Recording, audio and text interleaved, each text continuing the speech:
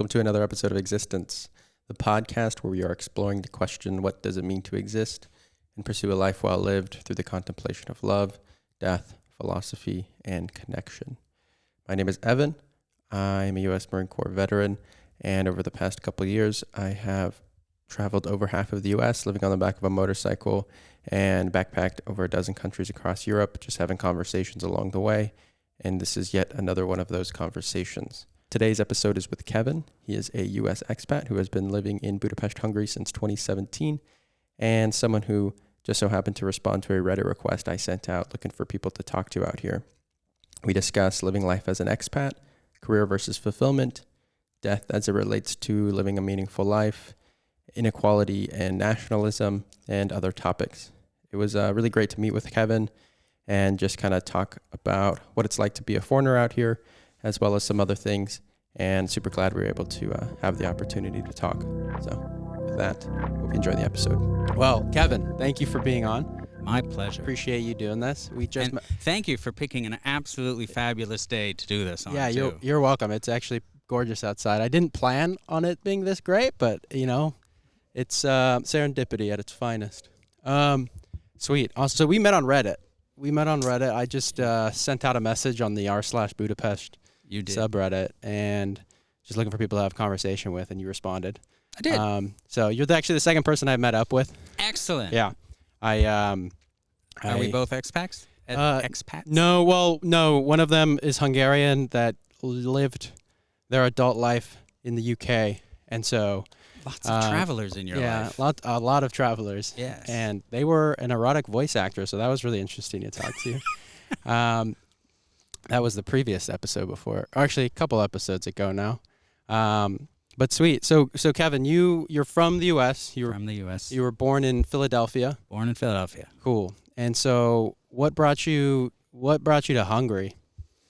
Well, my company was looking for so I work in IT. Okay. My company was looking for an IT expert in a particular field, and they said the international company that they had a contract with said, "Hey, can you go help us set it up in Europe?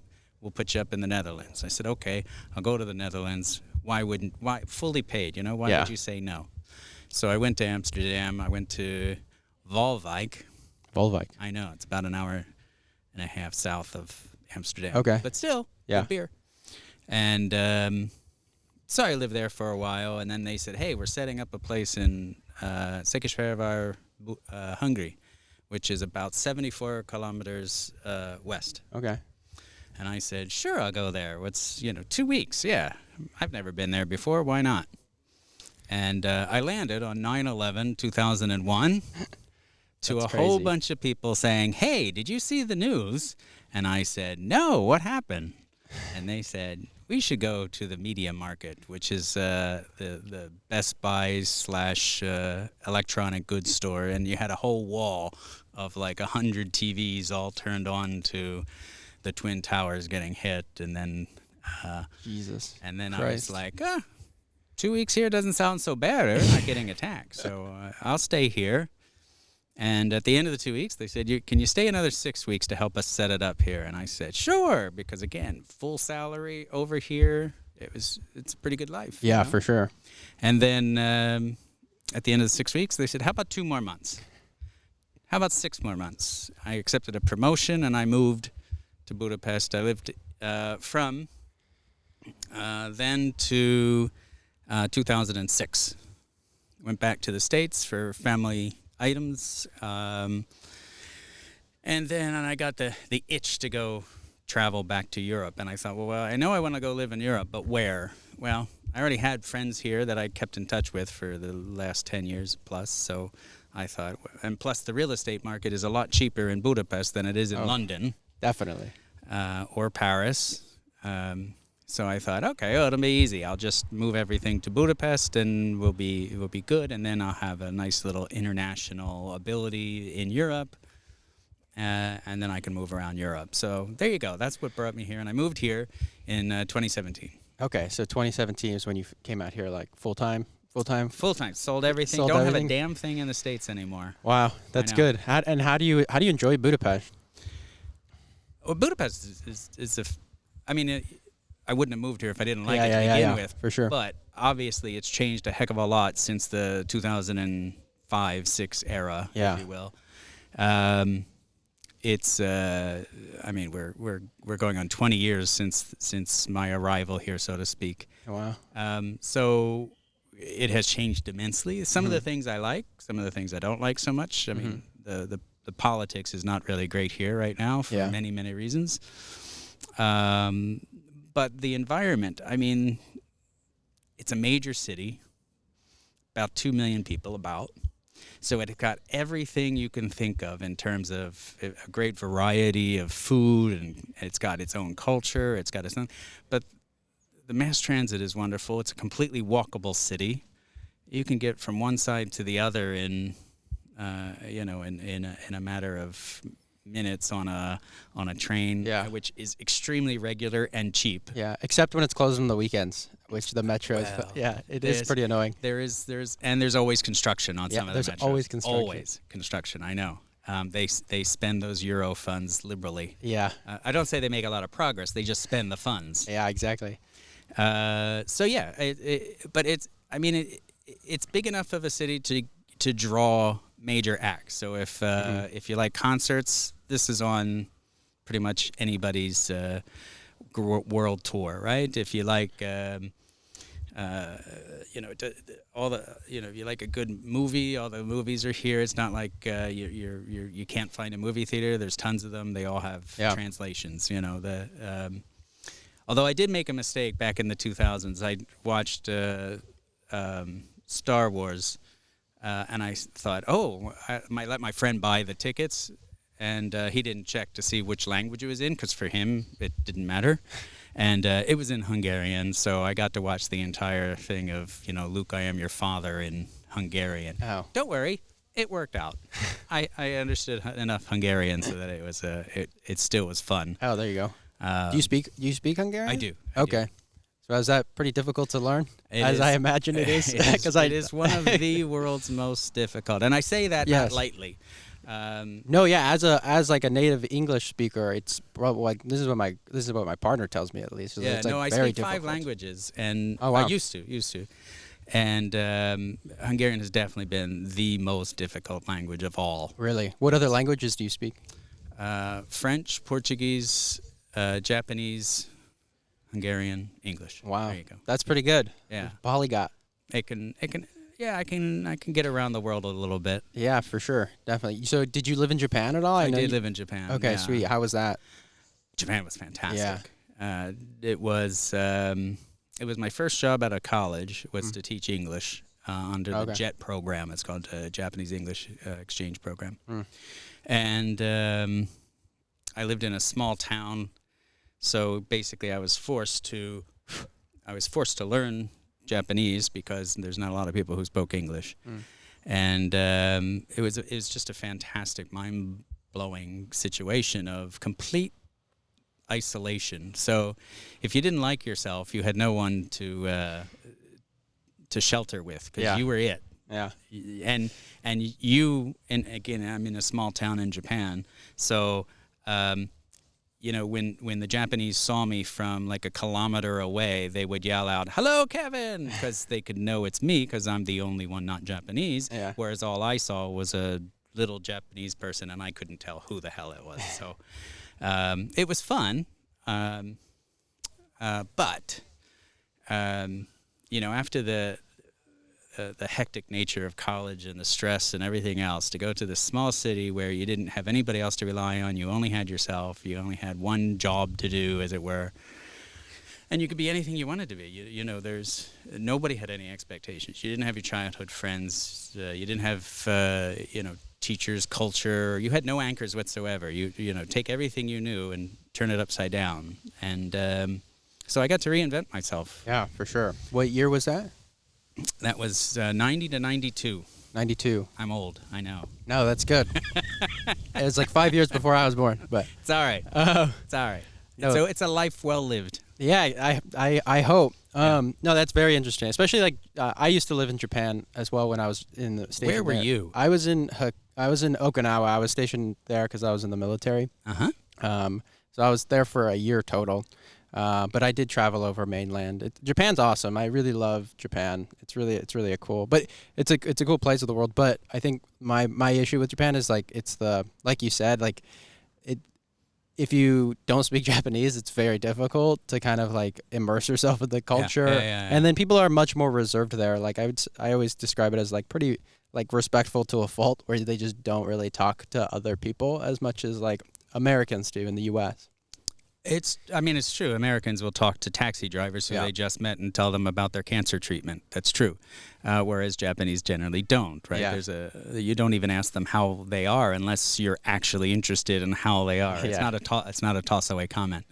So, but yes, I can tell you that before I learned Japanese, it was very isolating. But after I could speak Japanese, and I was really near fluent, I gave speeches. Wow.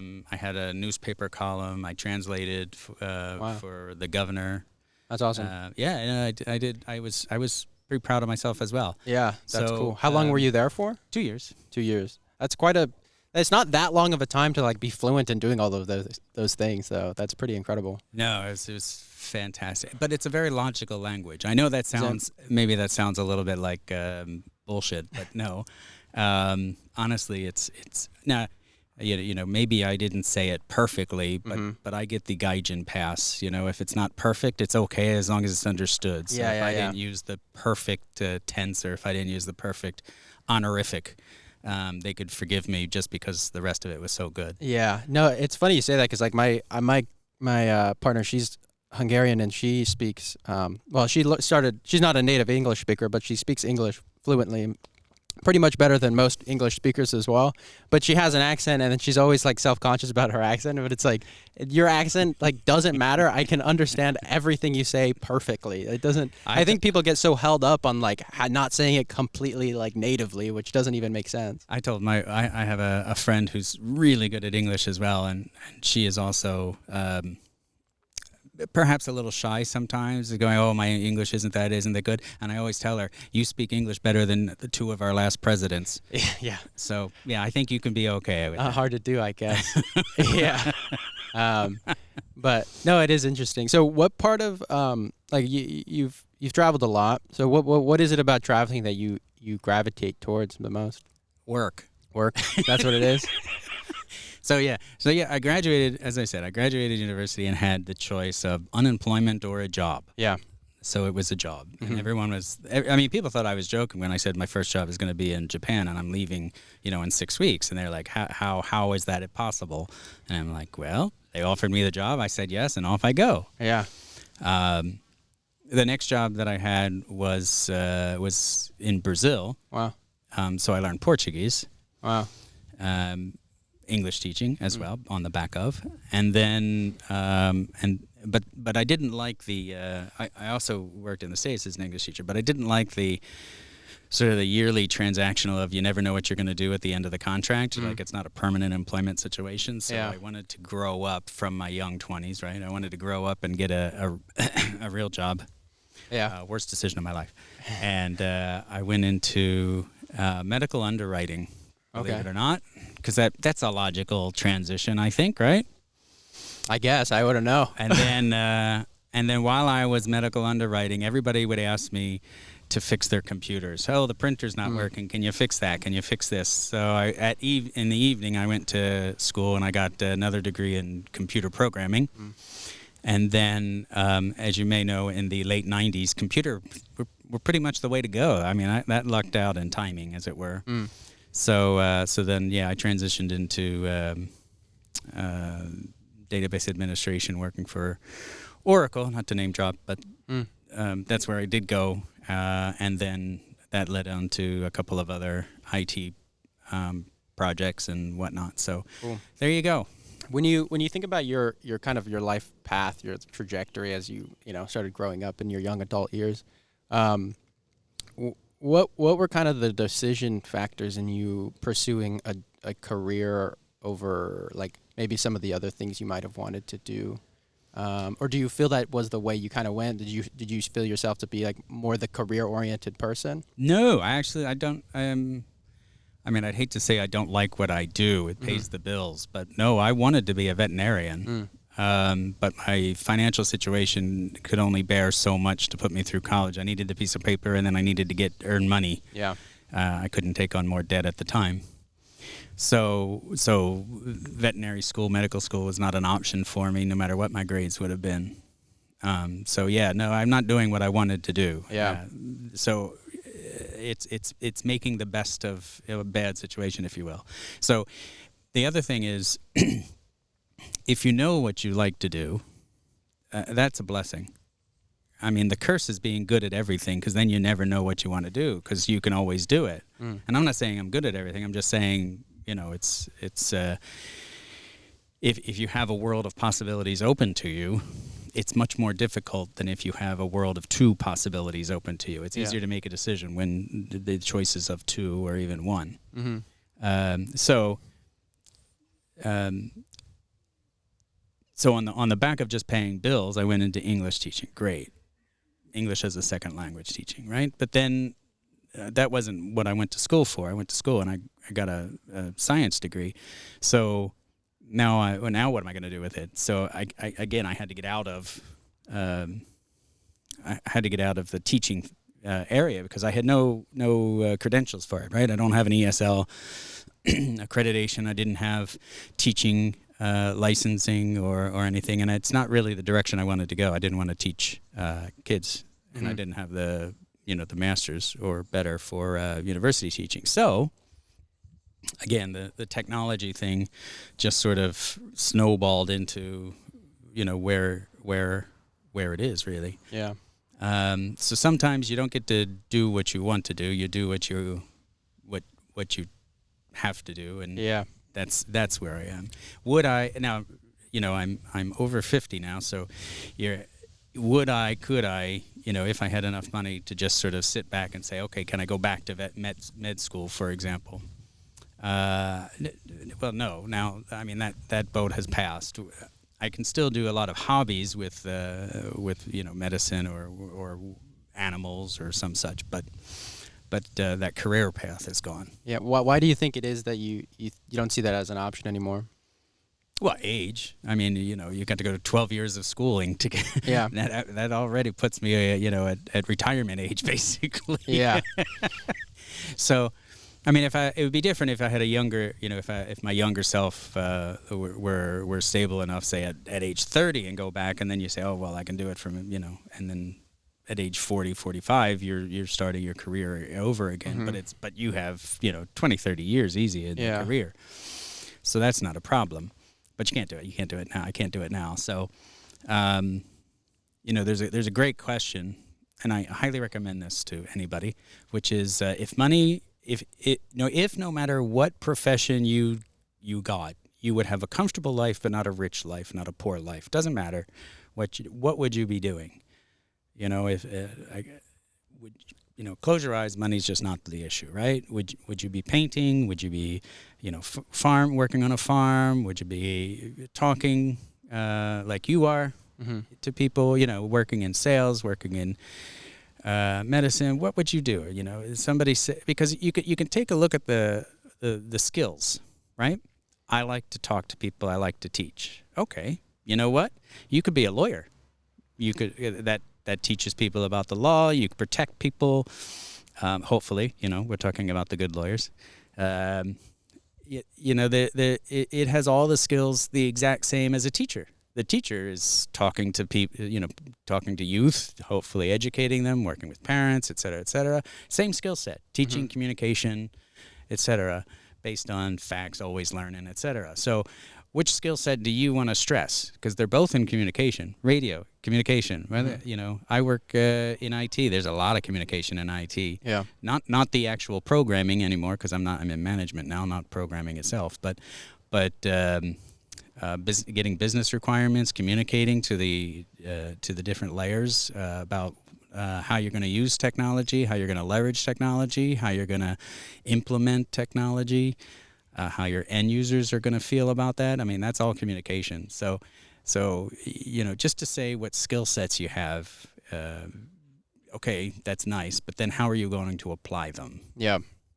Do you think it's more of an issue when we kind of think about like our trajectory as terms of like our life careers or whatever we find ourselves doing, like, do you think it's an issue to orient yourselves towards making a living, or is it something that you kind of think we should be orienting towards like the fulfillment we get out of life?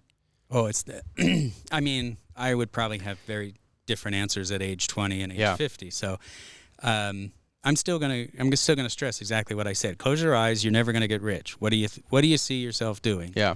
And now there's this little fallacy that says, what is it? Love what you do and you'll never work a day in your life. That's BS. Don't believe that.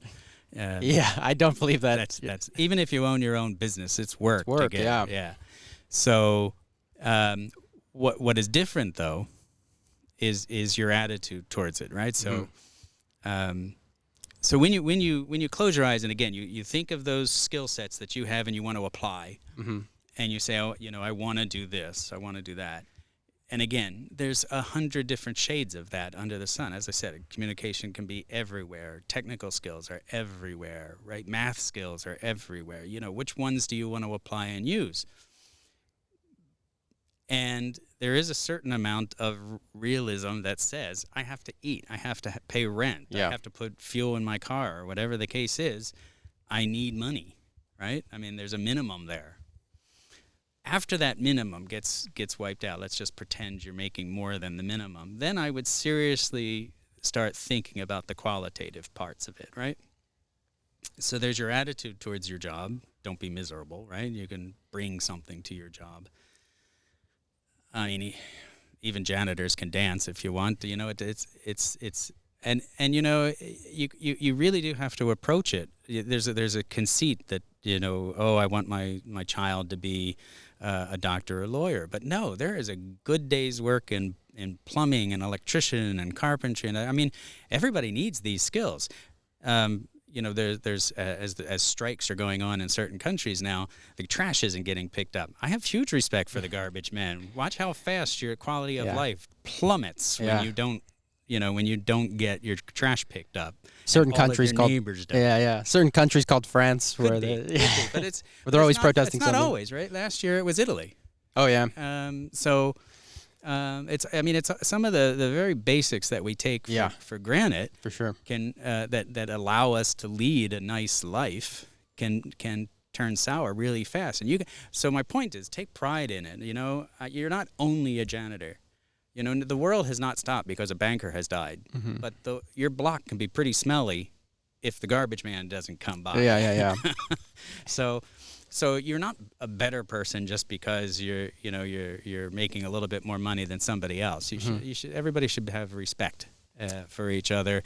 Everybody has a place in the world. There's no such thing as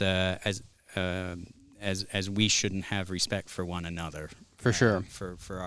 For our jobs. I mean, our productive jobs, not BS jobs. And I'm not anti-banker, by the way, because when I go to a bank and I put my money in there, I want the money to be safe. I want to know it's well managed. I want a good banker. Yes, I do. So again, I respect that person as well. Yeah. I think like it kind of brings me to reflect on like everybody's individual relationship with how they pursue life. Everybody is like kind of we're all moving towards something, and we're all trying to find our path. We're all trying to find our place in the world, and I think that looks different throughout every step of life as you age and when you're young and as you get older.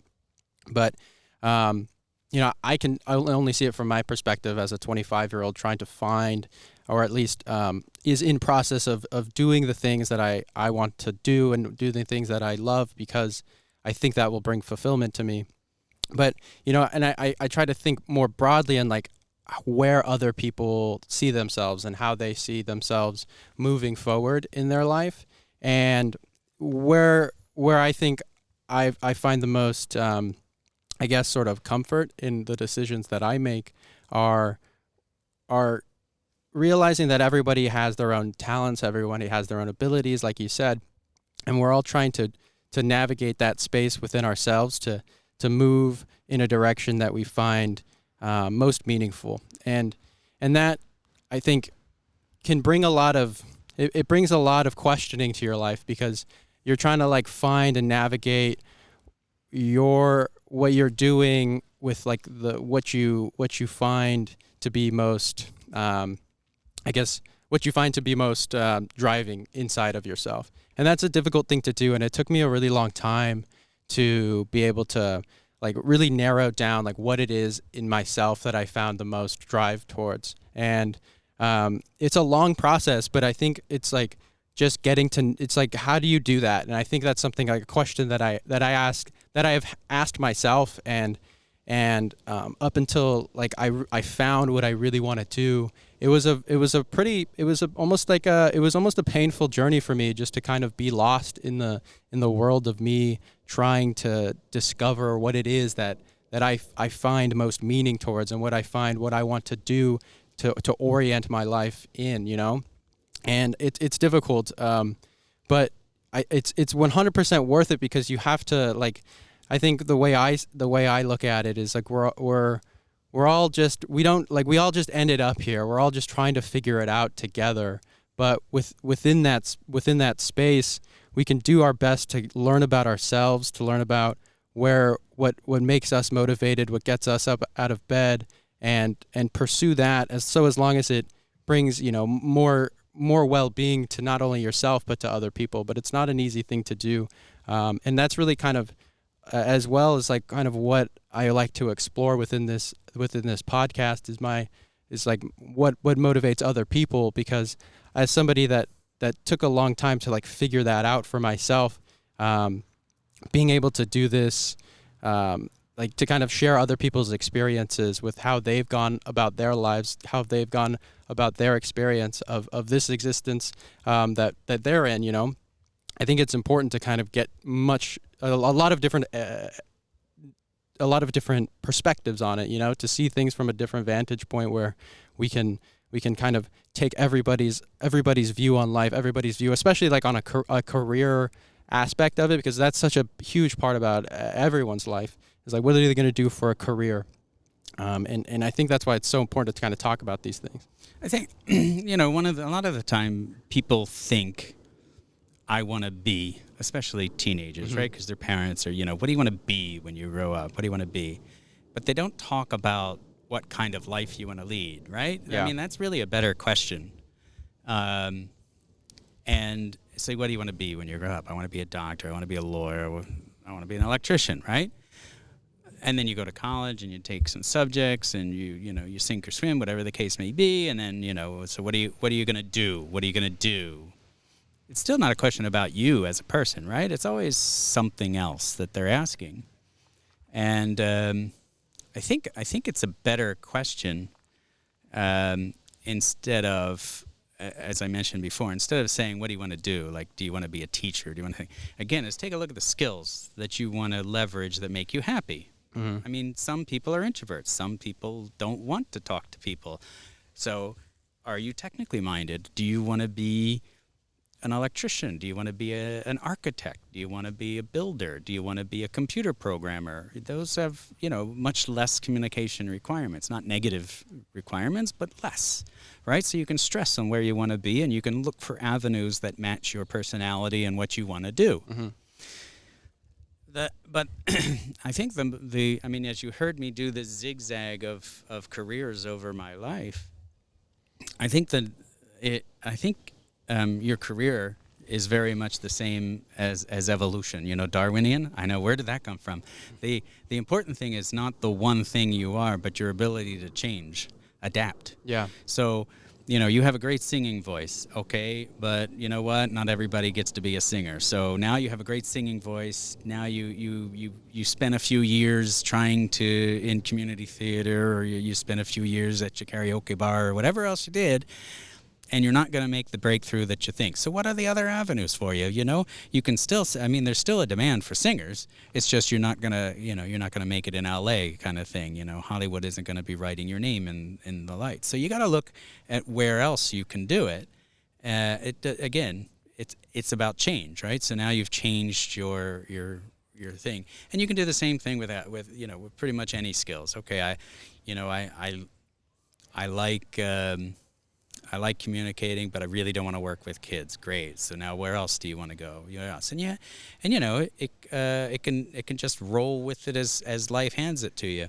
You listen to, I think, what was it? Harrison Ford was a carpenter until he was like 40. Oh, really? I didn't know that. Yeah. Oh, a little trivia. There you go. I think he was doing a little bit of theater or whatnot, but community theater or something. But he was a carpenter until he was 40. Van Gogh didn't pick up a paintbrush till he was 30. So there you go. So I mean, there's tons of stories like that. So yeah. I think it's important as you go through life. Whatever motivates you today, great, go for it. Be reasonable with it. Be practical. Again, you need to eat. You need to have a roof over your head. But be willing to change as opportunities and life changes, because, again, the world today is not going to be the same world in 20 years, right? I mean, I was talking about 1990s before you even were born, and here I am traveling the world. And in fact, as I said, I spoke 5 languages, and I'm traveling to Brazil, Japan, and now I'm just living in Budapest. I haven't traveled. I mean, I have traveled in Europe, but I'm not the if it's Tuesday, it must be Belgium guy anymore. I've settled, if you will. Yeah. It's not the end of my traveling, but now it's a different pace of traveling, right? For sure. I have responsibilities now. When you're 20 years old, you don't really have a lot of responsibilities. If you have to get up and go the next week, it's probably pretty easy. Yeah. Plus, if you have a room back home with mom and dad or something like that, or a basement in grandmom's building, it's great to just say, okay, I'll just leave my stuff there and I'll go. Yeah.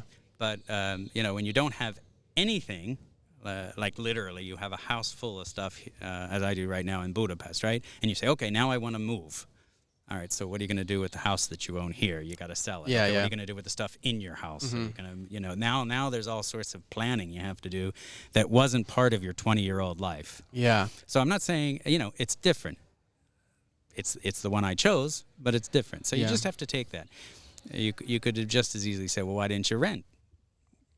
Well, come on, this was an opportunity to buy real estate in Europe. The real estate market in Budapest was doing really well. In fact, my place has doubled in price. There you go. Yeah, but the foreign halved in price, so I went nowhere. Yeah. Inflation. So inflation and the foreign exchange rate. When I bought my place, it was about 210, and now it's about 400. So it really did halve. So it hurts. Yeah, for sure. When you talk about that sort of progression through life, everybody's dealing with their own situation. Everyone has their own obligations. We don't really. I think often like we can kind of get stuck in the idea that this is the way like my life went, so you can try to apply it to other people, which I think is important to do in certain circumstances. Like not everyone's born on the same. If life's a race, not everyone's born on the same starting line.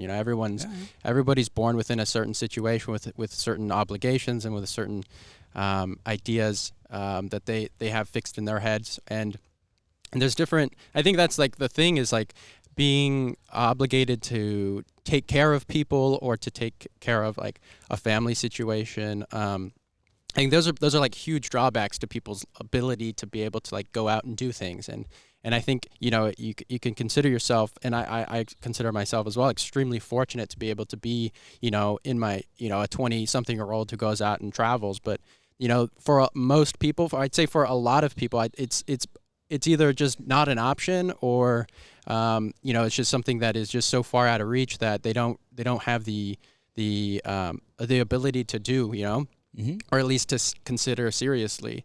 And I think it's such a sad state of affairs just due to the fact that like there's so much that you can gain out of traveling, and so much you can gain out of like going outside of your comfort zone. And it doesn't have to be like huge, extravagant, like moving to a different continent sort of traveling. But it's easy now. I mean, we've got. If you're in Europe, you've got the euro, just as an example. Mm-hmm. But I mean, I did travel here in the 70s, 80s, 90s to say France, for example.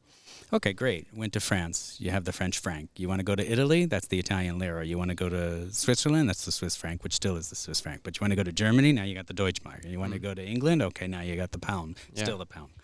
But I mean, it was like, again, it was not easy. Every single one was customs. Every single one was a gate. Every single one. And now, I mean, it's funny because my friend from Philadelphia says, "Oh, I want to go to Europe. I want to get." He has kids now. He says, "I want to go to Europe. I want to get my kids want to get stamps in their passports."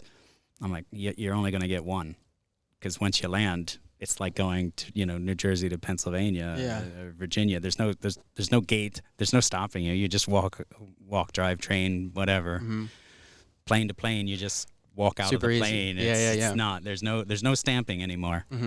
So unless you're going to like the Balkans, but unless you're going outside the Schengen area. Yeah. So he's like, "Oh, how do I get those?" I was like, "You don't get those. We don't need them anymore." Yeah. And the world's an easy place. Everything's online. Yeah. When I used to live in France. So when I used to live in France, I had my little dictionary in my back pocket. So I could go look up one word at a time, to try and figure out how to write the sentence that I'm trying to think of. And now we've got Google Translate that can do every single language in the world, basically. Yeah.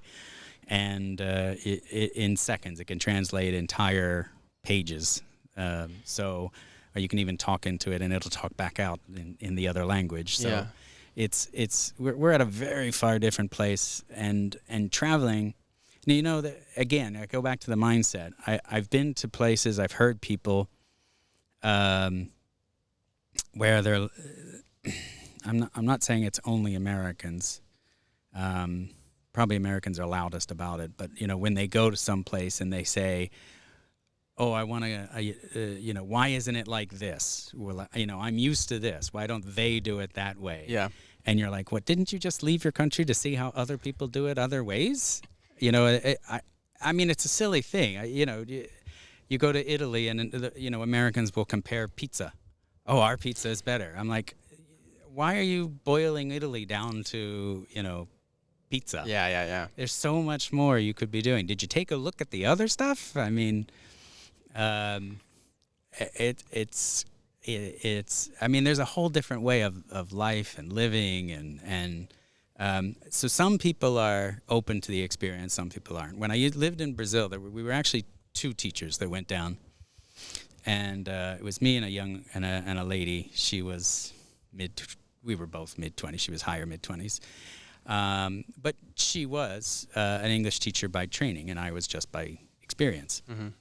So she thought, I'll go there and I'll get some more experience, and it'll be great. Well, we went there for peanuts for salary. I went there for the experience.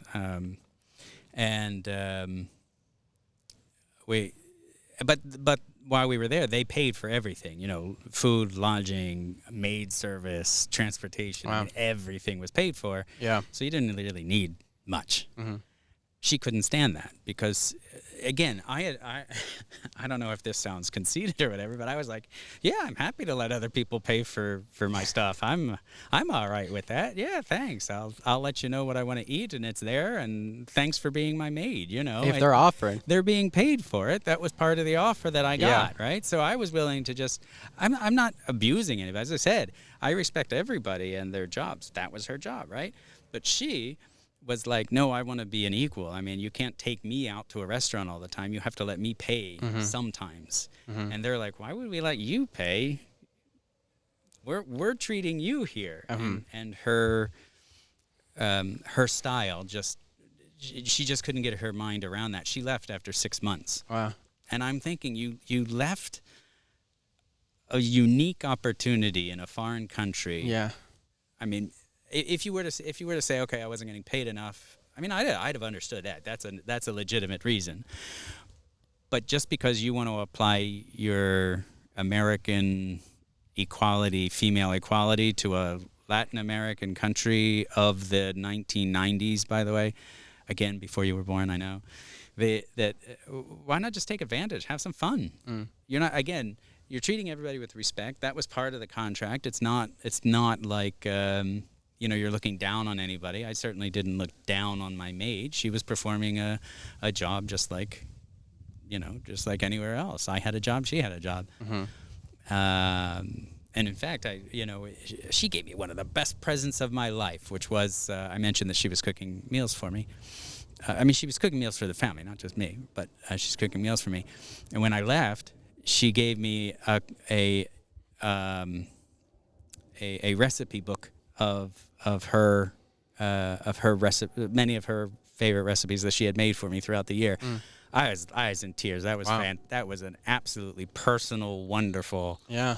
I still damn well have the book. It's absolutely fantastic. One of the best, most heartfelt things I've ever received as a gift. Loved it. That's awesome. Yeah, it really was. Yeah, and I think it's like comes down to like people's comfort levels, though. It's like everybody, everyone has a different idea of what comfort is to them, and it's something like I had to learn about myself. Like what were the limits of what I was willing to kind of go and do. Like when I started traveling, I was just like sleeping in random tents sites along wherever I could find like sleep.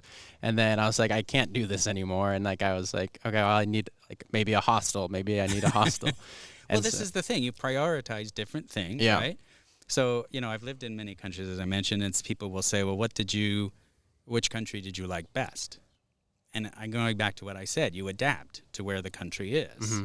It's going to play a lot in whether or not you're going to enjoy the country where you're at. Yeah. So if you want the trains to run on time, if that's important to you, don't go to Brazil. Brazil, the buses come when they come. You arrive when you arrive. If someone says the party starts at 9 and you arrive at 9, you will be the only one there. Yeah. If, on the other hand, you want if you want the trains to run on time and you like that and you need that in your life, go to Germany, go to Japan. Mm-hmm. They will be there within seconds of the posted time. Yeah. You can pick and choose which things you like and don't like, right? You don't go to Norway for the beaches and the weather, right? It's cold. You know that. But it's a fantastically beautiful place. The people are wonderful. It's expensive as hell, I know. But, you have to pick and choose what you like about that country, whether or not you're going to stay. Yeah. There's a humongously wonderful quality of life there, right? Mm-hmm. Whereas you can go to Spain and you can say, hey, I like the beaches here, I like the food here, I like the weather here, whatever it is. It's going to be a completely different experience than Norway, but that only makes the two different. And then there are people who like cold weather. I don't know who these freaks are who like skiing, but I don't like cold weather. You're not upsetting me. I really want to go like do snow sports, but I've never done snow sports. I'm a surfer, so there you go. Yeah. See. So you came to a landlocked country. Yeah, exactly. Yeah. Don't worry, I'm planning on going to Spain. Hopefully, fingers crossed. Yeah, but again, it's priorities and it's what you stress in your life. So if if you like blondes, don't go to Japan. If you're a foreigner who doesn't like to be looked at, don't go to Japan. Mm-hmm. But if you can just accept the fact that you are going to be different, if you can accept the fact that there's going to be a cultural difference, and you open your mind up, then you start thinking to yourself, I went to Shinto temples that were 2,000 years old. So when Christ was in diapers, when he was laying away in a manger, this thing was already built. And that's mind-boggling, right? I mean, the tradition that you get in Japan, literally centuries-old traditions, in that case thousands of years, is absolutely mind-boggling, amazing. And it's funny because, if you're from the States and you go, look at that place, it's 200 years old, it's really old. And then you go to Europe and you're like, you mean this 1,000-year-old place is really old. And then you go to Japan, you go like, that 2,000-year-old place is really old. And then Egypt comes along and says, you mean those 3,000-year-old pyramids? Yeah. So, time has a very different meaning for a lot of people. But you have to be open-minded to accept what you're going to. So don't go to Norway and expect great beaches. Don't go to Spain for the skiing. Right? Mm-hmm. And, there's another thing that you have to sync up with. Again, it's your mindset, right? Don't fault a cat because it can't breathe underwater, and don't fault a goldfish because it can't climb a tree that the cat can do. So if you judge yourself by everybody else all the time, you're still going to fall flat because the goldfish is not going to be able to climb the tree. It has to be in the water, and But the cat can't be in the water, the cat can climb a tree. So which one of those skills, which one of those environments are you going to put yourself in so that you can thrive? So you asked earlier, again, is it a job? Is it quality of life? Again, you have the basics of life, right? Good old Maslow's hierarchy. So if you can meet the minimums, go for the quality of life of whatever you want to do. Mm-hmm. It'll fizzle out in time, or it'll explode. And then you adapt and change and move on to the whatever the other thing is. Yeah, I think it kind of goes back to like to what it is that you even know that you want to. I think it's like, so like the idea of like whatever the Einstein quote is, like you can't judge a fish for its ability to climb a tree or whatever. I don't like what you said. So, it's like, how do you do that? Like, how do you know exactly what you become good at? And like, what is like the principle behind like you discovering what it is you may or may not be suited towards, and like how much of that is your ability to just go out and try new things and experience life in a way. Right there, that's the mindset that I was talking about. Your ability to go out and try new things, right? Mm. If you never go try new things, you'll never know new things you're going to want to do and like and see and whatnot. So again, that mindset of openness, right? You're in a new country, open your mind, not just the comparison to the States, not just the comparison to what you've had before, but why do they do it that way? How do they do it that way? There must be a reason for it. Yeah. And then you're perfectly happy. You're perfectly able to judge on that. Okay, I didn't like that as much as I like this. That's a perfectly good opinion. You're absolutely entitled to your opinion. Again, respect, right? You're perfectly willing to say, I like American pizza better than I like Italian pizza. It's a valid argument, or vice versa, by the way. Whatever one floats your boat. Doesn't matter. But don't close your mind off to all the other possibilities that exist in Italy, right? I mean, not just food, but all the other stuff that's happening around you. The coffee, the ambiance, the history. Italy has more World Heritage sites than any other country in the world. Oh, really? So, go look at some. Italy is incredible. Yeah. Italy is incredible.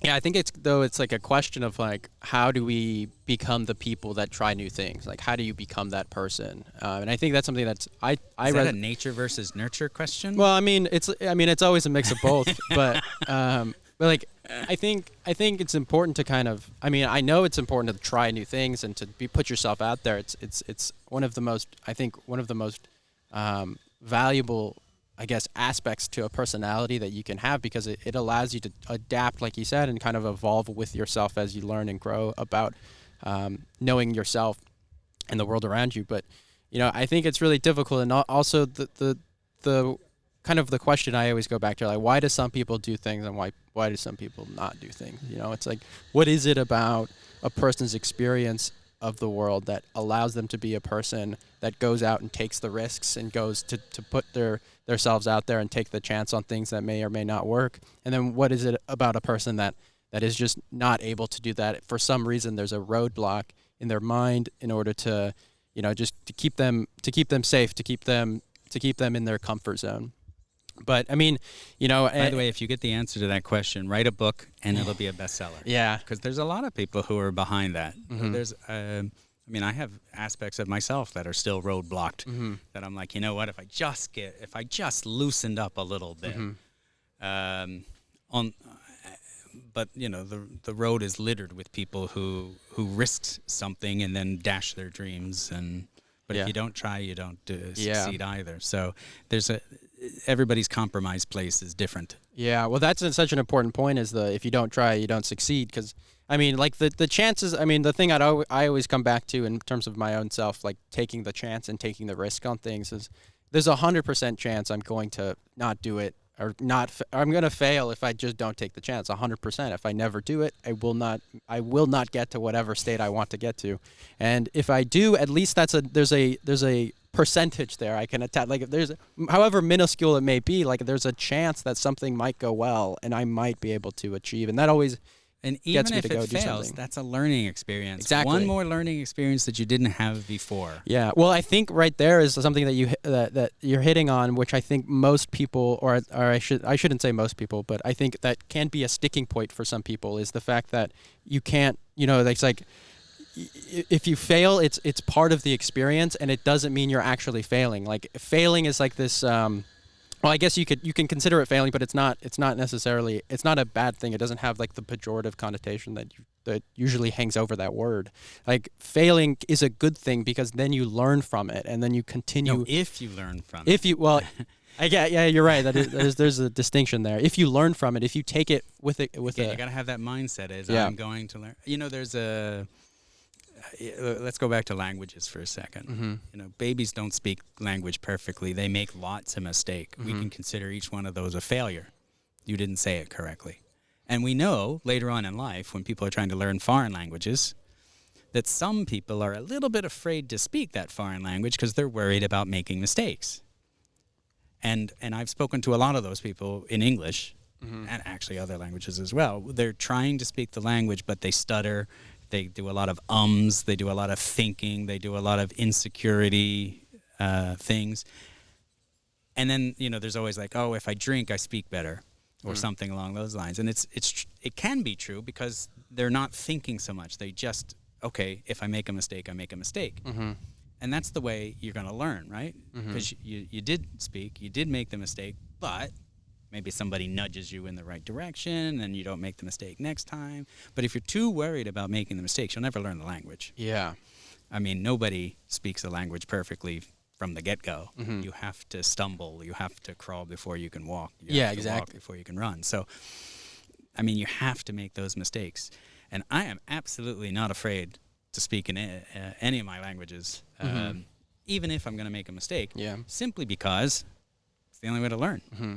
Well, it's like quieting that part of your mind that is willing to kind of put aside your own like ego for a second and be like, it's okay that I'm not doing this as perfectly as I want it to be. Yeah, it's gonna be a process, and that's the whole thing. Is it's like even native English speakers didn't speak English when they it's like so it's like it's a whole process, and you can apply it to anything that you do, whatever you do. If you do it consistently for a prolonged period of time, and you work and you get better and you improve and you learn from all the things that you see as maybe shortcomings, like eventually those shortcomings will turn into something that isn't a shortcoming to you, and it's all relative. Like, everybody has their own idea of where they want to be, or like what looks like success for certain people. Absolutely. But it's like the willingness to give it a shot is such a huge thing. I mean, it's difficult. I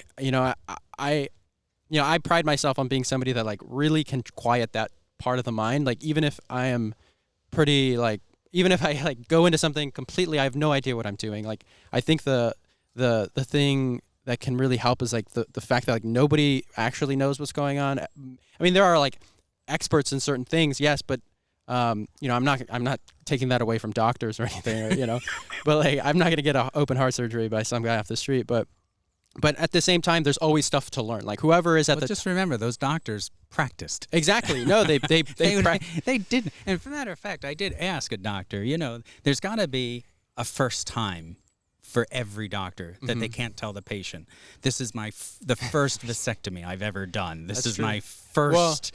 On your own, I guess, because they do like. No, they do pair up, but there will eventually come into something, and it'll be the first on my own, right? Yeah, I guess. And then what do they do? Because there's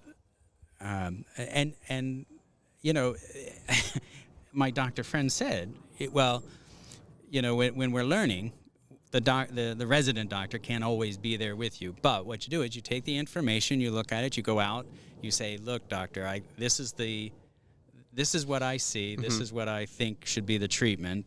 They'll agree or not agree or something like this, and then you go back and do it. Again, being Philadelphia, this doctor was in a trauma. It was in the ER. A guy had come, he had a knife through his nose. Jesus. And his nose was sort of hanging off there. It was a pretty good gash in a fight. And he looked at it. He went, uh-huh. I mean, not really something they teach you in school. And he went to the resident. He said, so. The resident said, there's one major artery. Make sure it's not nicked. Otherwise, all you do is just sew it back up. And da-da-da-da. You know, he gave him a few pointers. And the guy came back, the learning doctor, said, okay, I'm just going to do it. You know, and he didn't tell the guy. Mm-hmm. But the guy did ask, is this the first time you've seen this? You know, you've done something like this. The answer is yes. But what he replied was, no, I've done lots of similar things. Yeah. Similar, not exactly the same. A lot of similar He's never done a knife through the nose before, but he didn't say that to the patient, right? Yeah. So, again, everybody starts someplace. Everybody has to practice up. It's like, I don't know if you play tennis or if you play, you know, if you're a couple years into the sport, whatever it is, whether it's tennis, it's badminton, it's bowling, baseball, take your pick. And then you go play with somebody who's literally just starting out. You didn't give yourself credit for all the stuff you learned. And now when you're with somebody who's starting out, you're like, damn, I am really good to this person. Mind you, you're so far behind the professionals. Yeah, but, yeah. You know, you're so much better. So you tend not to give yourself credit for that learning journey, which is fair enough. True. It's fair enough. But you have to acknowledge that you're learning at the same time. And then you can pass that knowledge on as well. Because I think, again, we'll go back to quality of life. You know, when you die, what should you do? You should have left the world a better place than you entered it. And a lot of that is teaching others, making their quality of life better. It's not just your quality of life. If you died a millionaire and you didn't help anybody else, well, then F you. Yeah. You know, you look at, I look at Bezos or something like that, or I don't. If you look at Gates has the Gates Foundation. He's helping millions and millions of people with malaria nets and HIV and diseases in Africa, and he's helping in the States, and he's doing he's doing good work with his money. Good kudos to him. Then you compare that with, I mean, is he a saint? No, but you know. Yeah, who is? But then you look at some of these others, Elon Musk and Bezos, and you're like, how much would it cost to get the lead out of the water in Flint, Michigan? And the answer was something like, you know, to redo the entire waterway of it was something like $500 million. I mean, they could just give that money to the entire city, and boom, they would employ everybody. Everybody wouldn't have lead in their water. They would fix everything. But no, what do? They put their name on a stadium. They put their name on the damn, you know, ship that goes. They could do, by the way, this is not an either or decision for them, right? They could do all of the above, all of the good works, and do their stuff, and yet they don't. And that, to me, that is just, I'll go back to Japan for you. There's this whole idea in Japan that it's sexist, right? Because guys are always first in the honor, and then it's women, right? If you line up, it's most respected man down to the least boy, then it's the most respected woman down to the least woman, right? So that's the way it goes. And but when they get married, it's a divorce if the husband doesn't give the wife all of his money from his job. It's grounds for divorce. That's an absolute horrible thing. And in terms of success, if the family goes on, and the family is a wonderful family, just good people, that's a successful family. Doesn't matter if the husband's a janitor or a businessman. Doesn't matter. But if he's a businessman and his family is shit, that's a horrible man. His success or failure is not based on his career. It's based on the quality of life for his family that he's providing. Is he doing a great job or is he not? Are his kids getting into drugs or are they not? Are they doing well in school or are they not? It's as simple as that, and we need more of that. You know, I think again, not judging people just by, you know, who has the biggest car or the most number of cars or the most expensive car, but you know, how are you providing a learning-rich, a travel-rich environment for your family, for your, you know, what are you adding to your friends? I think that's a much better measure. And when you die, by the way, your company won't be at your funeral. Mm-hmm. Your family and friends will. Hopefully, you have some. Yeah. Who will be there, but your company won't. So, Yeah. oh, I work 60 hours a week in my company, and I made I'm vice president of this, that, and the other thing. All right, great. A couple people will show up because they have to, and the rest of them, they don't really care. They're just looking for the next promotion. Your death makes an opening. Yeah, and it seems to be like a cycle. I think about when, it's like when you think about people who pass and they have all this money, or people are just trying to accumulate wealth for the sake of accumulating wealth.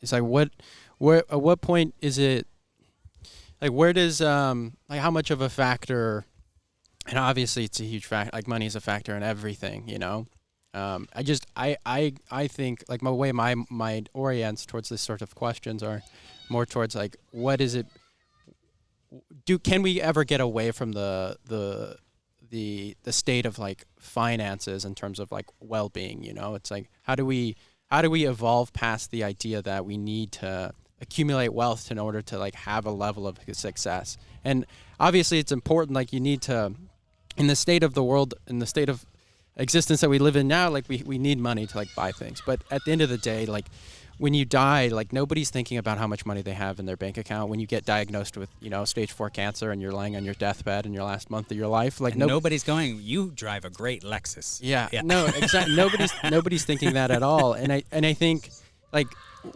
that brings the question, like what does it mean then to really like truly like set that sort of idea that we're all trying to like, we're all trying to make money, but for what reason? It's like, where does the line get drawn where you're like trying to make money and provide for your family? And those are all good things. But then you see, like you mentioned, like people who have just immense amount of wealth, an immense amount of privilege financially.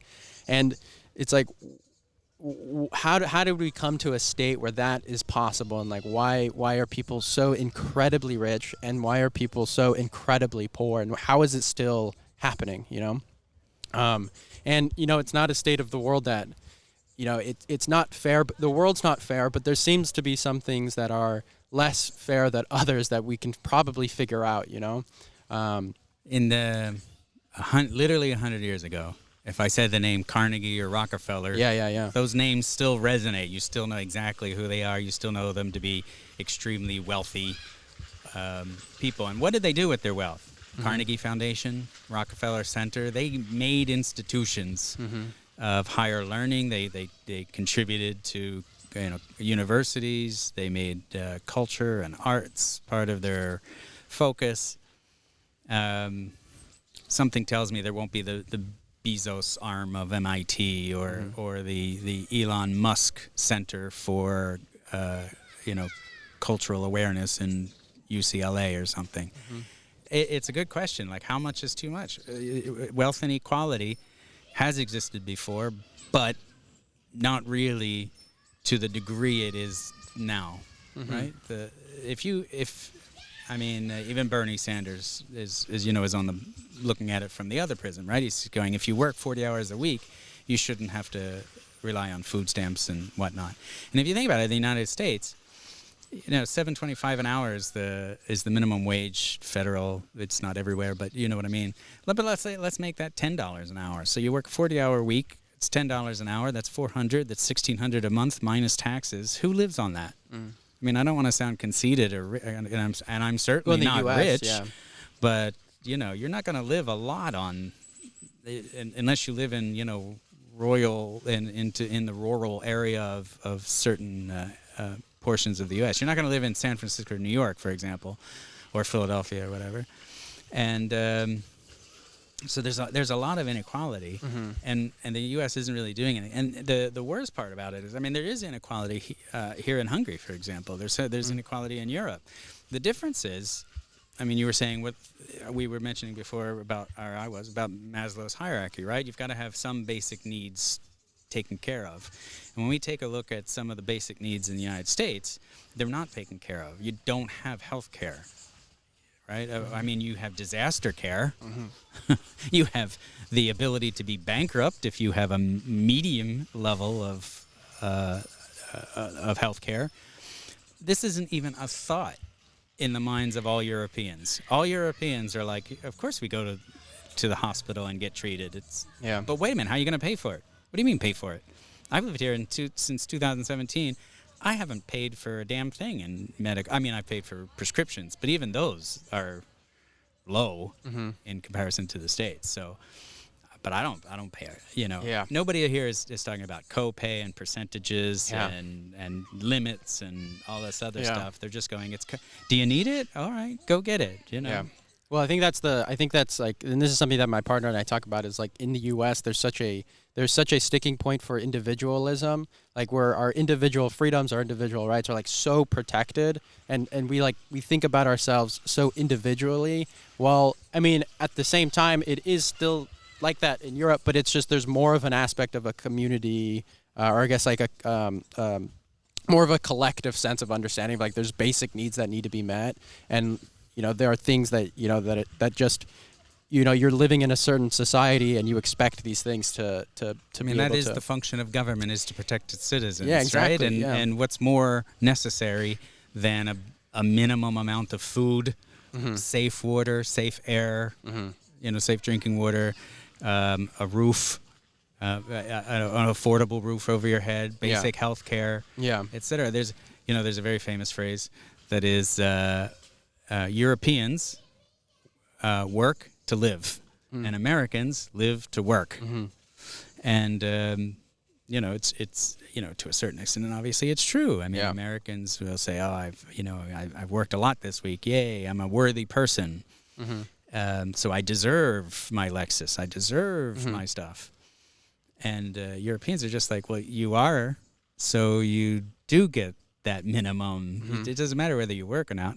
You know, first you have worth as a human being. Let's work with that first, and now we'll add on top of what can you contribute. You know? So there's that minimum there. When you hear, I mean, when you think about it in the States, when you hear about all of the legislation that's coming out now, you know, cutting welfare, and you know, they're always talking about cutting the poorest programs, almost always. But there's that idea, that sort of Protestant idea of if you must have done something if bad things are happening to you, and you can always work your way out of poverty. But as we just talked about the $10 an hour issue, right? You can't. If you're working an honest 40, 50 hours a week, that's not enough money to lift yourself up. You're not going to be able to work 40 hours a week, pay all your bills, and say, oh yes, I'll also go to community college. I'll also do this other thing. It's just impossible. Yeah. Well, not only do you not have the time, you don't have the money, but you don't have the time to do it because you're just so stressed about your job. And if you have extra time, you might have to work extra hours, and then just to make any sort of money for you to, you know, pay for the little things that you find comfort in. And it's again, I just want to be clear. I'm not anti-American. I'm just pointing the differences out. Yeah, right? I mean, there's a lot of great things about America. It's harder to find these days, I think, than in previous decades. But there are good things there, and there are bad things in Europe. I'm not rosy-eyed about everything Europe does. But in certain comparisons, I think America does come up short. You know? Yeah, definitely. I mean, it's not like, you know, it's like you make up a good point. It's every country has its pros and cons to it. It's like, what are you willing to accept? What are you willing to accept, and what means more to you? Is it your right to your personal freedom and owning a gun? Like, if that's what you want to do, go to the U.S. and you can definitely do that. And you can definitely do that. But if it's more like, I want health care if I get run over by a bus, like, then, and not go bankrupt for it, then, you know, maybe look at some place else to live, which is a sad state of affairs because, like you said, the U.S. that does have a lot to offer as well. I have a couple of Hungarian friends who are they moved to Las Vegas, so they're working in Las Vegas now.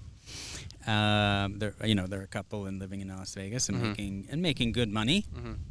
But they've said they have the absolute minimum health care that's required. Yeah. Because it's so damn expensive, and if either of them gets sick, everything that they're saving goes out the window tomorrow. So one broken leg, one bout of pneumonia, could financially ruin them. That's insane, though. Like, that's an insane thing to worry about. Being in such a country as the U.S. is, you know, it's like you're living in a world where it's like, oh yeah, everything, like, it's like the U.S. I think especially like I'm just talking to like my partner in Hungary. Like they view U.S. as like a very like it's a huge country. Obviously, it's a superpower in the world, but like then when you come from the U.S., you realize like there's actually like so many problems there that are difficult to overcome in terms of your ability to like just it's like it almost gets tainted. I think especially when you start living overseas and you start to experience how other governments run. It's like your view of the U.S. gets a little bit tainted, which I think is a good thing because there's so much. And I have to be careful when I say this. It's like there's so much like patriotism for the U.S. Within people who don't necessarily think outside the U.S. bubble. Oh yeah, and yeah. so I mean, how many times do we hear America's number one? And yeah, it's true. There's a famous video. What's his name? He's on a stage. I don't know. He always says, "Oh yeah, America's number one in incarceration. Yeah, America's number one in America's 45th in education. Yeah, 27th in healthcare, life expectancy. So." It very much depends on what you're looking at. Yeah. I'm pretty sure the United States is, especially these days, is number one in school shootings, for example. Yay! No doubt. Yeah, I'm sure. Because it doesn't really, except in Serbia last week, it doesn't really happen in other countries. Yeah. So, but let's go back to what we were saying before. The sad thing for me is not that America isn't number one at everything. The sad thing for me is that the conversation is shut down. Yeah. Because when you say America is not number one at something, it should open up a questioning mind. It should open up a series of questions that say, okay, how can we be? How can we get better? How can we? And that's not what happens. What happens is, as you mentioned, our patriotism, our national ego gets in the way. And we start going, well, I don't know why you don't say that. It's we're just number one because you're just jealous or da-da-da-da. And if you haven't seen, there's a Reddit called Shit Americans Say. I can't believe it's true all the time that they actually say these things, but there's enough of them there that I'm like, yeah, I could see somebody saying that. And you're like, come on, metric and metric and imperial. Yeah, is a great one. That one could be just fun for a while, but still, again, you look at these things and you're like. Japan, and I'll go back to Japan again. A lot of people are always like, well, why does Japan do it this way or do it this way? And the one thing Japan has done over centuries is when they wanted to do something better that they don't do themselves. Brewing beer is a good one, right? They did not say, we're going to home grow a beer institution. What they did was they said, we don't know how to grow beer. Our thing is sake. So who makes good beer? The Dutch. Let's go to the Dutch and learn how to make beer from them. And then we'll make the best stuff. They did the same thing with the electronics industry, by the way. They didn't say they were the best electronic engineers. They said, oh, you know what? There's this really good thing over here that they do really well. Texas Instruments. It's an old company. You don't know them. I do know the calculators. There you go. But it's Texas Instruments who created the first diodes, but they were like, well, I don't know what to do with these. And then Japan licensed them, and boom.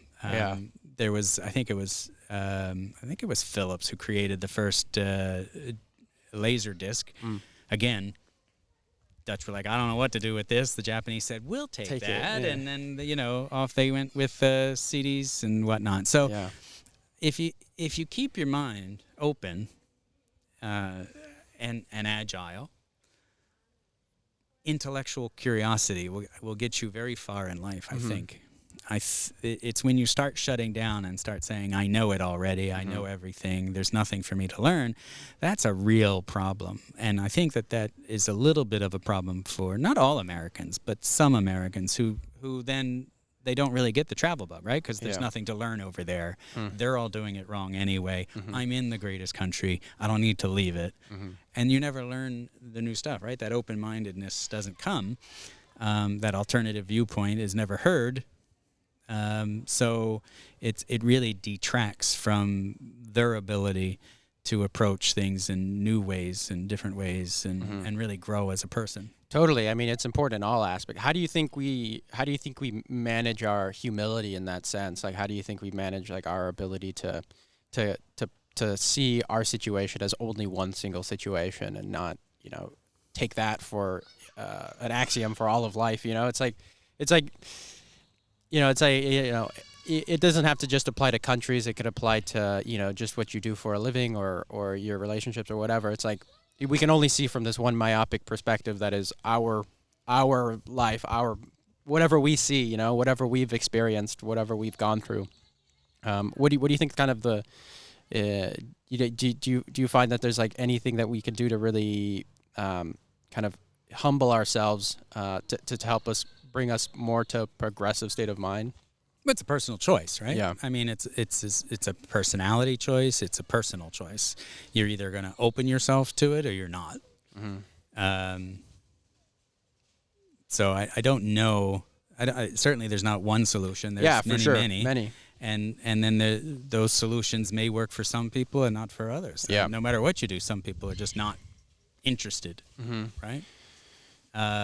So I think the people who are likely to travel are probably at least one step into the right direction, right? Because just by traveling, they're opening up their mind. I think it might have been Mark Twain who said, a mind that is distorted by travel never returns to its same shape. And I mean, that's true. All you have to do is go walk in Paris, London, Madrid, the great cities of Europe, and you can be amazed with every corner that you turn. And then you go, what are you going to do? You have to be receptive to it. So I don't know how if you're in your comfort level and you go from Chicago to Philly, for example, there are differences. There's no big, but they're not huge differences, right? Yeah.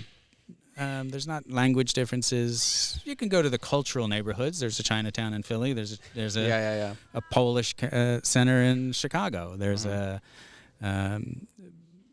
there's some amount of ethnicity there, but it's not like, I went to Rome, I went to Paris. It's not that level of change. Oh, and yet some people are like, it's not that different either. They're just two European cities. They're very different. Yeah, for sure. No, it's like, I think that's the cool thing about Europe is that you move just a few hours a certain direction and you're a completely different culture. It's not like you're just going a few hours upstate. It's completely different. Yeah, that's true. But yeah, I mean, I think, the ability to go out and explore and do new things, it comes with like the sense that we are, we have time to do things. It's like I think a lot of people can get caught up in the mindset that, maybe I'll do that when this happens, when I get to this certain state of life, when I graduate at this point, when I get to this amount of money in my bank account. But at the same time, we are all, however much we want to make ourselves aware to it or not, we still understand that, life is not here forever. We're here for a certain amount of time, and we don't know when that time ends. And I think that's, for a lot of people can be a scary thing, but at the same time, it can be an immensely motivating thing for some people. And I know for myself personally that's really what got me to really take travel seriously and go out and explore new places. But I've always been like that. It's kind of always been an innate thing to be able to see myself and go out and do those things. But what motivates me even more, and I think what continually motivates me, not only to, and it's not just travel, just to go out and pursue the things that I find most fulfilling to me, is the fact that, the ride ends and this stops at some point. I want to make the most of it as I possibly can, because, maybe I don't make it past the next, few hours, or I make it to, 80, 90 and live a whole life. But with that in mind, it's hard to, balance the state of this unknowing with the state of like wanting to go out and, live the most fulfilling life, because like, we are, it is Sziasztok. some children around us. But it is a it's a difficult thing to remind ourselves of. I think just the mere fact that you are posing the question to yourself, that you are introspective, would make you a better person than somebody who is not asking themselves the same question. It is a full-on idiot who never questions themselves. And we've had a couple of those people in high levels of politics. If you are so sure of yourself that you no longer question, you're no longer learning, you're no longer taking in new information, you're no longer seriously being a contributing member anymore. You're just, what, a book? A Wikipedia page? What good are you if you're not still on, that humble learning path, that introspection, and asking yourselves, the question, how can I make my life better? How can I make others' lives better? What can I do to share? What else do you have? What's more valuable than sharing time? Whether it's with, friends, family, kids that are here in the park, whatever it is. What more valuable time? As you said, you could die tomorrow. Time would be no one's looking at your bank account. It is the most valuable thing you have. I have a friend who lost his childhood friend at age 52 to pancreatic cancer last week. Oh wow! Last week. Do you think he thought he was going to die at age 50? No. No, of course not. Do you think everybody at his funeral was saying what kind of car was he driving? How big was his house? Yeah. No, they were just sad not to be able to spend more time together. So again, it's the same thing. Yeah, no, I mean, my best friend, their family lost he lost his nephew at age 3. So it's like, and that was a few weeks ago. And so it's like, it's insane. You never know. Like, you're like, you could live till 3, you can live to 80, 90, like, who knows? And that's the thing is, I think that's what's so I think a lot of people just don't want to think about it. And that's fine, and I understand, because it's a scary thing to think about, and there's a lot of questions, there's a lot of unknowns. We're constantly in this state of trying to figure out the mystery of life and what happens and what it all means, and we'll never have the answers, and I think that's the important thing, and that's why I like to pose the questions, and I like to think about these things, because of the lack of answers, because I think that's where some of the most profound knowledge can come from, when you start to question these things, and then they relate to the experiences you are having now. What happens when we die? What does it mean to die? Like, what does death mean? You waited to the end to get all the big questions in, didn't you? Yeah. Well, there's no set. This is all off the cuff. No, but I mean, like, when we think about death and how it relates to, like, how we live a fulfilling life, where do you see death in the cycle of current experience? Me, I'm an atheist. So when you die, you're worm food, which again gives all the more stress to how are you going to spend your time? How are you going to spend yourself? What are you going to share? What are you going to leave the world? Are you going to leave the world a better place than you left it? I mean, because that's it. You have one chance, one life, obviously. You're going to die, and again, what are you going to leave? Yeah, you're going to leave a legacy of people who know you, love you, respect you. Or are you going to leave a legacy of people who admire you for your wealth? Whoopee. Are you going to leave a better place for your kids, for your family? Yeah. For others, for other people's kids. Ask the questions, and then ask. Climate change didn't start in the year 2000. You remember all those climate change deniers? I don't hear them apologizing. In fact, all those tobacco people who said no, it doesn't cause lung cancer. Of course they knew it in the 60s. It did. I don't hear that. They didn't. They did get a lawsuit out of them, but still again, all those people still died. Yeah. So, you know, what are you gonna leave the world? How are you gonna leave the world a better place? Mm-hmm. That's a personal decision. You do it however you want to. But I try every day to just not make the world a worse place. Step one, Mm-hmm. you know, not do bad, not do evil. And then number two, how am I going to make it better? Yeah. And then it doesn't matter if you die at age 50 or age 80. Yeah.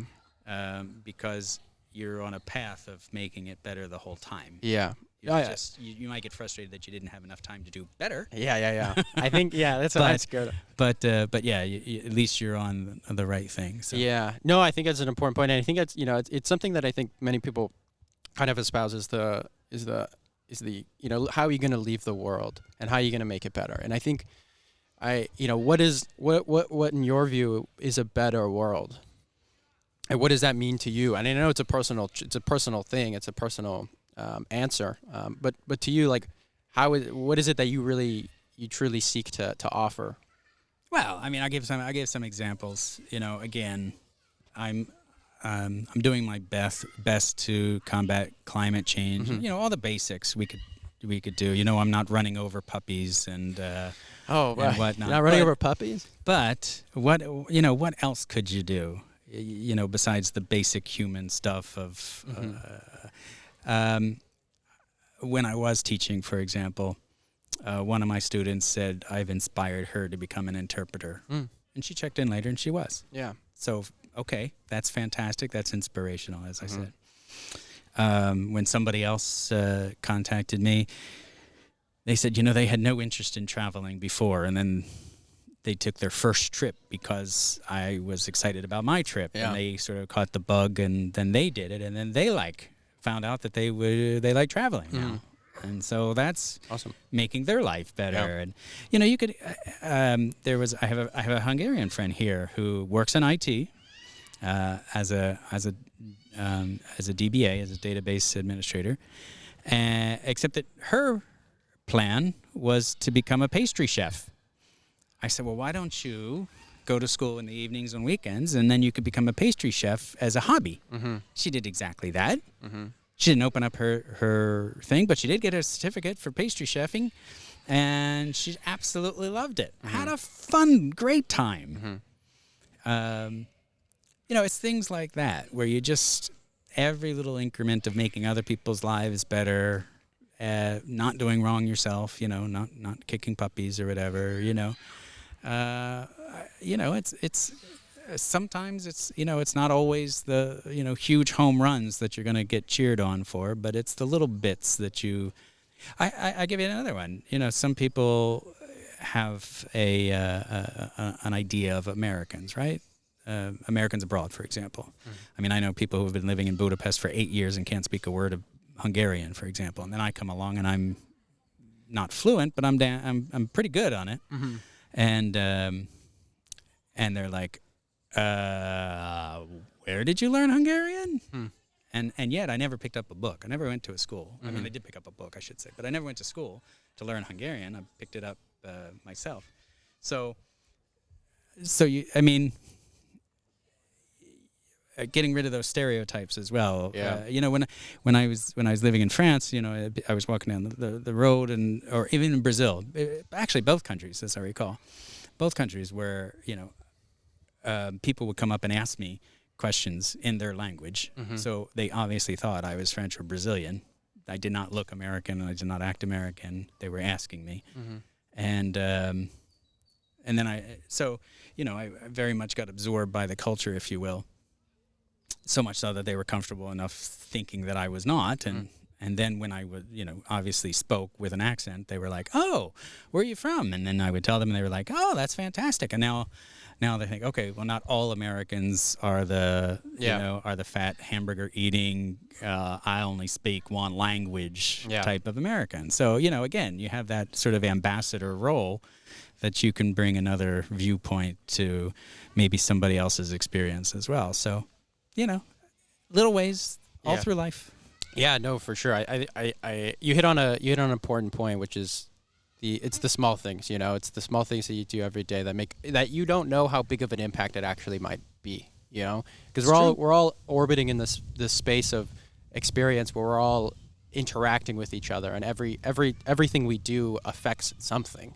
Whether it can impact it positively or negatively. Exactly, but there's things we just don't know. We don't know. We don't know what exactly all the impacts are, but we can do our best to ripples. Yeah, for sure. There's ripples in all the actions that take place, and it's we have to be, I think, just aware of our ripples and how we can produce the most positive ones that we can.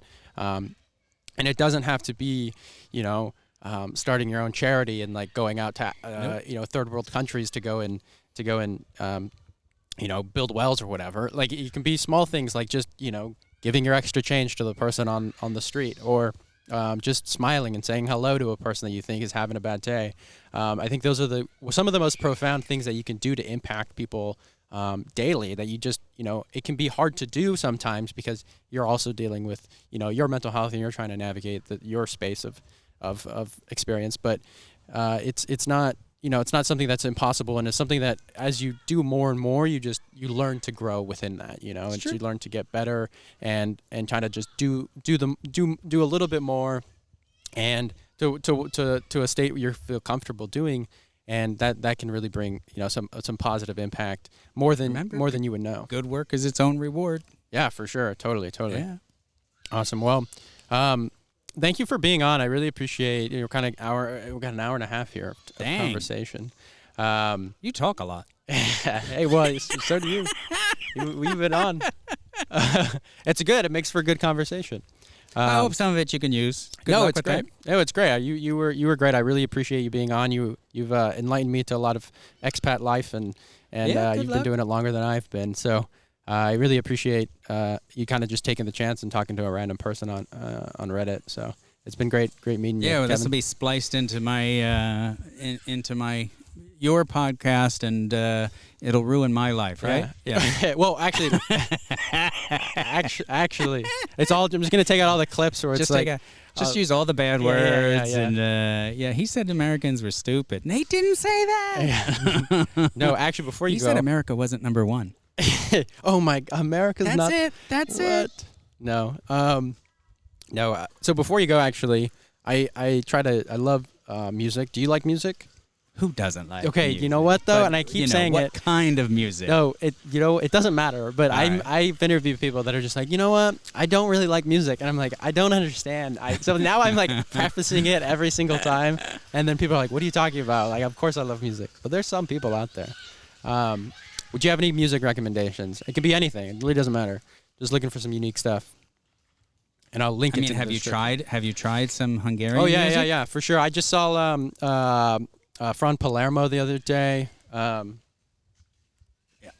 Palermo is pretty great. Platon Karataev is great. My partner, she's super into the. All right, she knows. So ask her to make sure that you listen to Ákos. Ákos, okay. And he was part of a band called Bonanza Banzai. Okay. And they are like the Depeche Mode In Excess of Hungary. Okay, interesting. I mean, it is one of the great things about traveling is music. Mm-hmm. And because if you're in America, basically you get all the English songs. Yeah. You don't very often get multi-language songs, Mm-hmm. right? I mean, at most maybe Spanish, right? And but of course, music's all over the place. And if you're here in Hungary, you get all the American music plus all the Hungarian music, right? Yeah. So you get all of it. Yeah. And maybe some other music, But I didn't know Tina Turner did a great Italian version of some music really? with what was it? Enrico somebody, I think. I'll have to think about it now. Interesting. Again, some great French music, some great Hungarian music, some great Japanese music with the karaoke. Thank you very much. Yes, indeed. So there's a whole bunch of other music out there, Mm-hmm. and we don't. I mean, I guess the UK would be the same, right? But the UK, certainly the States, we don't really get to hear a lot of it. So one of my greatest pleasures is putting on a mix station in Europe somewhere. You can get them on the internet, you know, and you can hear music from all over the world. Now I don't pick random ones. I mean, I do pick European countries where I can kind of figure out the languages. Yeah. Even Italian I can figure out a little bit because of the French. But so yeah, there you go. Awesome. Half the time of the American songs, especially, I don't know what the hell they're saying either, but I like the beat to it, or I like. You can say the same thing for maybe an Italian song, for example. I like the beat, I like the thing, but I have no idea what they're saying. Oh yeah, that's how I feel with all the foreign music I listen to. I'm like, don't know what it's saying at all, but I think it sounds really cool. It sounds really nice. Yeah. Cool. Awesome. So, Well, Ákos. I'll link it in the description. Sweet. Well, thanks, Kevin. I appreciate you being on.